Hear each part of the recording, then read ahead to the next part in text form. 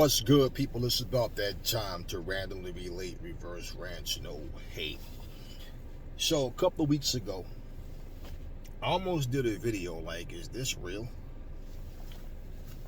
I saw Roy Jones Jr. and this guy, Indo or whatever he called himself. He was basically, they had a little face off, and the guy is doing these weird exercises on the floor. I've seen him. We did them at one time. Just it was like a challenge, whatever. But he's doing that, and I see the guy. What I know of this guy is from him doing like little silly YouTube little skits where like he's going on the basketball court to challenge people in basketball, but he doesn't know how to play. So he's like doing like football type tackles and just weird stuff. There's like a video of him supposed to be fighting in MMA. He picks a guy up over his head, and like it's like just silly choreographed little silly goofy videos that he does. So I don't know what he does in real life as far as fighting or whatever. But Roy Jones at one point, he was asked, does he have anything else? Not too long ago, a couple months ago. Does he have any fights coming up? Anything he has planned? Any other legends or whatever? And Roy Jones said, at this point, and especially at my age, unless there's millions of dollars involved, what's the point? So it was an emphatic no. That no. He said that emphatically. I'm not, for what? I don't know what they're paying Roy Jones for this fight. I don't care. It's none of my business. But just based on what he said, I can't see them paying him $1 million to fight this guy. I just don't see the point. Whatever made Roy Jones change his mind, he's going to go through with it. So it is what it is. Now, I'm going to say this, right? You see, it's so funny because people who wanted to try to bash the Conor versus Floyd fight, it basically was the whole jealousy thing because the payoff. But then, we got guys who, hell yeah, they want to do the same thing. And before Conor and Floyd happened, Roy Jones was talking years before that about fighting Anderson Silva. So the difference too was, at this point, Roy Jones was already down the hill. This was the washed up Roy Jones who could beat certain C-class fighters and then lose to certain C-class fighters. Like he couldn't, like Roy Jones. This was a shell of himself, Roy Jones. Floyd was still on top of the game. Conor McGregor was still on top of the game. So you took what was considered the best for both worlds. Yeah, but this it doesn't make a difference. It was nothing but a money grab and a spectacle. Simple. At least Conor's respected as doing some type of combat where he was known for it and a champion at it. But this is what I'll say. Roy Jones, for what he has left, we don't know. But I know it's not much. If you see Roy jump around the ring, you can see Roy has bad knees. You can see the movement, everything.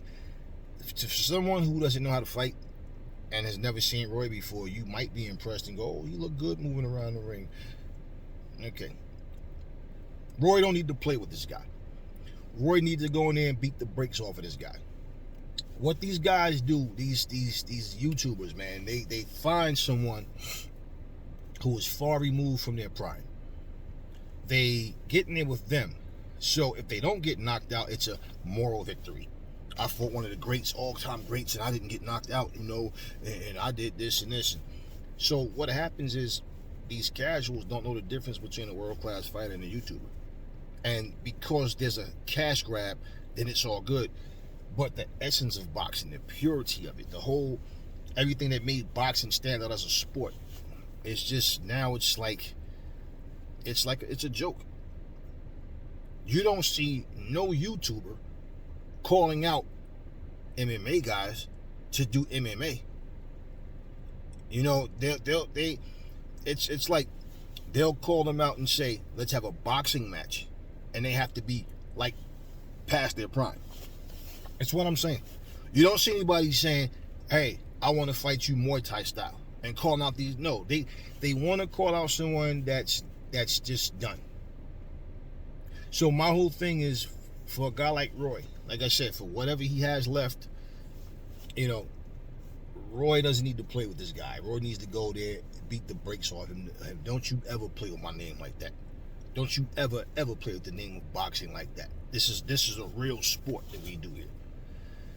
Not going there, you know, he just trying, and you know, we went there to have fun. I ain't want to hurt the kid too bad. Nah, go in there and beat the brakes off of this guy. That's the way I see it. Because these guys are really looking at themselves like they're trying to be something that they're not. And as far as you trying to become a brand and you know, monetize your YouTube channel or whatever else you're doing, okay, that's all good. But if you know, this is all at the expense of boxing. All of these people are coming in here. Look, for example, you know, people can look at the Logan and Jake. They you know, Logan went to wrestling, yeah, but that fucker knows how to wrestle. He actually learned how to do an entertaining style of wrestling that, you know, people they have a respect for him. It'd be one thing if he went in there and didn't know what the fuck he was doing, and he's flying all over the ring just looking like a fool, and then he's winning because of star power. No, the guy actually has some skill. When it comes to boxing, it's just like everybody think just putting a pair of shorts on with some logo on it and throwing some damn gloves on and some fucking Jordans is like, now all of a sudden I'm a boxer. But this is actually happening. So, and I'm pretty sure Roy Jones or this guy's salaries combined is not going to be close to $300 million, or like, you know, what Floyd got. And regardless, it's happening. So when I saw it, I was like, this is actually happening. Okay. What I was going to do was make a separate video about what I'm about to say, but I'm really not going to make a separate video. I just want to mention this. I saw a fight hype video of Adrien Broner. Now, I don't know if this is an old video or how new it is. I haven't heard anything about Adrien Broner recently. And it says like Adrien Broner responds to canceled fight. And I know that the fight he had before was canceled. Okay, so this last fight that he was supposed to have under BLK Prime, this you know, it looks like that's not happening. So I don't know, but if this is updated, then it's just the same Adrien. You know, he's saying basically, fuck y'all niggas, y'all know who I'm talking about. I'm a real nigga. I'm gonna go through my shit. He talked about losing the woman that he thought he was going to marry. He talked about just, you know, the ups and downs. And he was saying he's living in an Airbnb now, but see me in 8 months, and you know. And my thing is, it's not about glorifying and being rich, and it's not about making fun of someone who loses things. Now, I'm going to say this, because when I was reading the comments, it's not the point of people wanting to feel like, yeah, good for you or whatever. You know, people have to learn lessons in life. I'm going to say this because I don't get into this domestic stuff. Maybe he, you know, people saying that he turned to alcohol and drugs because he lost everything. And how do you know that he didn't lose everything because of drugs and alcohol or drinking or whatever the hell? Because I'm just seeing all these different comments. So he himself admitted he had a drinking problem. Maybe it's because of things he do that the woman that he thought he was going to marry said, Adrien, look, this isn't working. You know, we don't know what happened. That's not my business. I'm not even concerned about that. But the comments are always like, you know, it's like people like babying this guy. Like he's a grown ass man. Life is about decisions, man. And when you're still saying fuck y'all know who y'all niggas are and all that, it's like, are you looking at what you contribute to your own downfall? Because if you even look at the situation like where he thought the chick stole his book bag and he's choking and grabbed her on the throat and all this, like, look at who he's around. These guys are playing jokes on you to the point where your ass could have ended up in jail. And they'd have been, oh shit, this nigga got locked up. Oh shit. This is a joke. So you don't know, and I don't get caught up into that, but you don't know what happened to cause that woman to leave and walk out on him. But if you're an alcoholic, if you have issues, but you keep blaming other people for your downfall, you will never change because it's never your fault. It's always everybody else. You don't tell somebody I need help and reach out to them and then they decide, look, man, I did everything I could for you. When I tried to help you, when I tried to talk to you, you knew everything. You was too smart, too big for your own good. So, yeah, since you wanted to put that wedge, I can't do anything for you now. Because now you're only coming to me because you need help. Like you're trying to use me. So, those situations, when I look at them, it's like, you know, it's not about who you like. If I like a fighter, you know, for what he brings to the ring or not. The point is, in this situation, nobody's getting any younger. And for Adrien, you know, and he's saying, y'all got to see the type of shape I'm telling you, y'all got to see me now. Okay, we've heard all this before. I'm back. I'm on top of my game. We've heard him at one point say, I got to stop all this bullshit. I'm about to get serious, get focused, and this and that. And no matter what, he goes in, he loses, then he turns around, he's blaming other people. It's like the same thing. Personally, for me, I'll say this.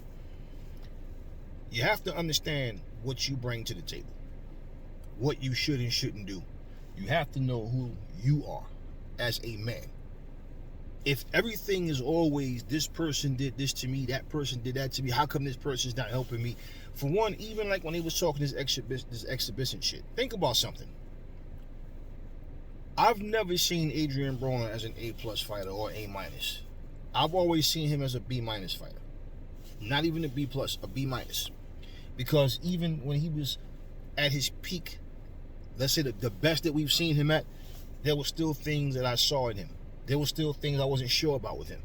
So for him to be in a situation now where him saying Floyd and him should have had this $100 million fight, well, Floyd could get $100 million for himself. You have a losing record. You on the downside. Now maybe when you were in your heyday, maybe it would have been, who knows, maybe. But you no longer are that guy. And no matter what type of interest it would have generated, it's like he feels entitled. He feels like he's deserving of something because he wants it. But, you know, it's like you have a friend, and that friend is an alcoholic. That friend is, you know, putting themselves in lousy situations. They hear what you say, but they don't take heed. And when things backfire, oh, he's supposed to be my boy, he turned on me. Oh, man, so everybody's supposed to suffer from your bullshit until you finally decide to get it together. That's not how life works.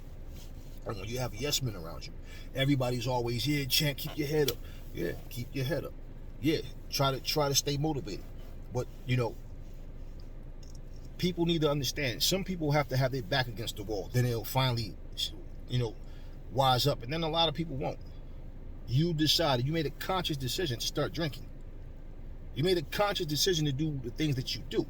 As a grown-ass man, people are still talking like this guy is 18 years old, 17 years old. This is a grown-ass man. So, you know, whatever, I can't want something for a person more than they want it for themselves.